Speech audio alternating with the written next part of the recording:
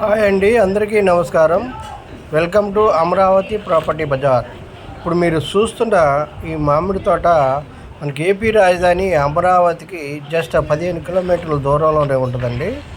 ఇది వచ్చేసి జీకొండూరు గంగినేని మధ్యలో తార్ రోడ్డుకి జస్ట్ ఒక 1/2 కిలోమీటర్ దూరంలో ఉంది.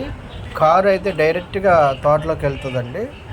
ఈ తోట అయితే మనకు మొత్తము 8 ఎకరాలండి. 8 ఎకరాల తోట ఇది.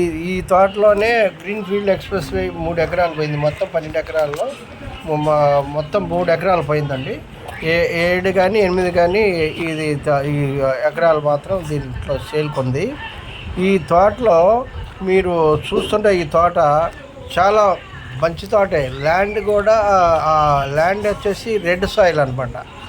ఈ రెడ్ సాయిల్ అన్ని పంటలకి బాగానే ఉంటుంది.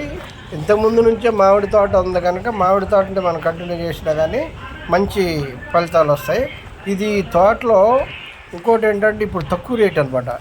ఈ రేటు వచ్చేసి ఎకరం వచ్చేసి మనకి 40 లక్షల రూపాయలు మాత్రమే.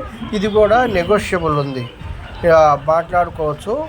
ఈ మీరు డాక్యుమెంట్ అన్నీ చెక్ చేసుకున్న తర్వాత డైరెక్ట్గా రిజిస్ట్రేషన్కి కూడా వెళ్ళొచ్చు అనమాట.